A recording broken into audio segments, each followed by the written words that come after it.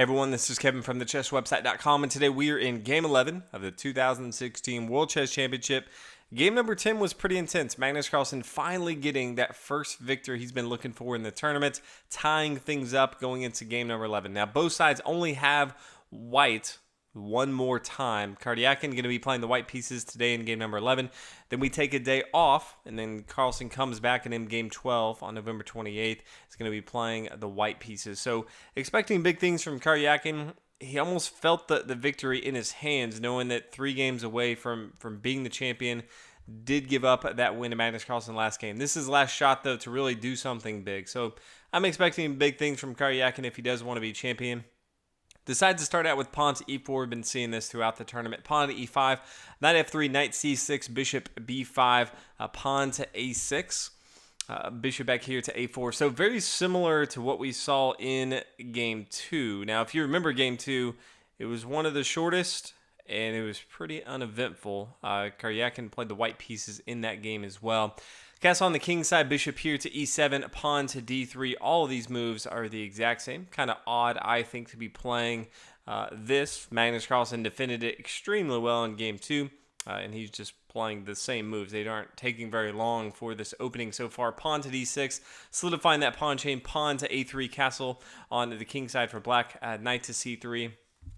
And then the first change in variation actually comes from Magnus Carlsen. Karjakin is played identically to game number 2, but Magnus Carlsen decides to go ahead and play bishop to e6. If you remember from game number 2, there's kind of a couple ways to attack this bishop here on b3. You could play knight to a5, which is what he played in game number 2, or you could play bishop here to e6. Bishop to e6 is more of a let's just trade off all material on board. Knight to a5, in my opinion, is more of, okay, I'm going to keep my options open. I still want to start to attack you, and that's kind of what we saw in game 2.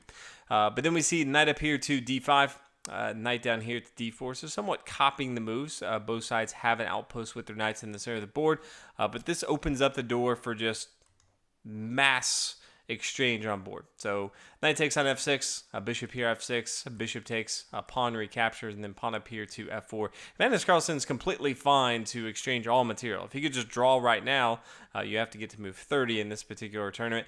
He would. Getting into game number 12 with the white pieces, he kind of has the momentum on his side because he does have that latest victory. He played extremely well. So all in all, with the opening so far, very odd to see Karjakin come out with, in my opinion, a somewhat dull opening that we've seen not too long ago, and knowing that Magnus Carlsen is extremely prepared for this opening. Carlsen responds with pawn to c5, says, okay, if you're going to attack on the king side, I'll go ahead and attack on the queen side. Queen here to g4, getting ready to push forward with pawn to f5, trying to break up this king side of the board as much as possible. Queen down here to d7, just to protect these light squares as much as possible. Pawn up here to f5, does not want to capture yet, decides first to go ahead and bring his rook over here to e8, just loading up the box here, trying to hold down the square here on e6. Bishop here to d2. He had a few options as far as where he could have gone instead of bishop to d2. I probably just would have played bishop to h6. The pawn can't move because it's being pinned down from this queen right here. I think it adds a lot of pressure on his opponent. Could have even just been aggressive with bishop to f4. Really starts to attack a lot of the center of the board. Played, in my opinion, more of the passive wait-and-see bishop to d2.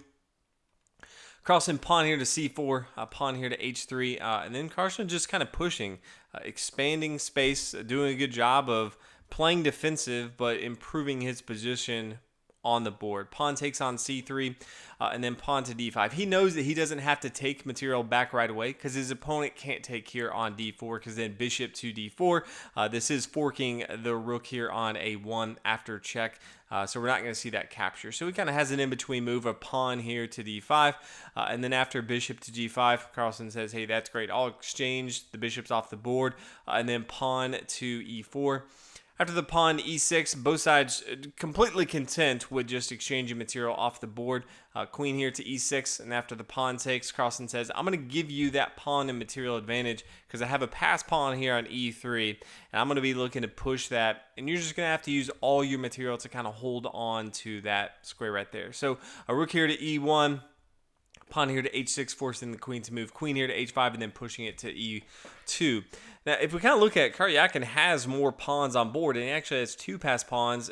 A really good setup. The only problem is he's never going to be able to push these pawns because Magnus Carlsen is putting too much pressure. The pawn here on e2 essentially means that this rook can't really move on board. The queen can't really defend both of these pawns because you could just centralize this black queen right here and then just dance around with your rook. There's no way for Karjakin to really do much on here. He just gave up all his material. Completely okay with Carlsen. Queen over here to f3. Pawn to a5, starting to push a little bit on the queen side. Pawn to c3, a queen down here to a2. Queen c6, and then rook to e6, attacking the queen. And as far as where the queen could go to, decides to go ahead and play queen here to c8. Probably a little bit worse if he did take the material. So let's say queen takes on b5. But then it gets tricky with queen over here to d2, attacking the rook. Essentially, the queen has to come down here to b1. But then after the queen takes on c3, getting ready to take this pawn here on c4. I don't think Magnus Carlsen could potentially win in this position, but it's just, it gives away all the advantage that Karjakin possibly has in the game. So, queen up here to c8, king to h7, pawn to c4. Queen over here to d2, threatening that rook. Decides, okay, let's go ahead and exchange rooks on board. After queen to e1, check, king here to h2.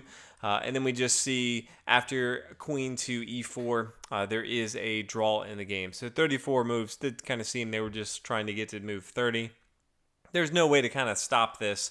The white can't let the pawn come down here to e1, get that queen. So essentially, he's just going to be checking perpetually over and over. So at the end of the day, we have a very, very uneventful game number 11. A little disappointed that Karjakin didn't go for the win with some much different opening theory. But all in all, we do have a draw, which makes Game 12 pretty exciting. Magnus Carlsen's got to be feeling pretty good that he has the white pieces with things tied up. So it's in his court now. I don't think he wants to go to a tiebreaker where they start to get into some blitz rapid chess style. There's just too much variance in that. Could easily make a blunder and then lose the world championship. Not how you want to go about it, even though he is a very, very talented fast chess player. So all in all, expecting big things in 2 days from Magnus Carlsen. I do not expect him to come out and play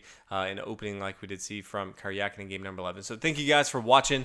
Definitely a short video, but it was a short game. So I'll see you guys in the next one. Take care.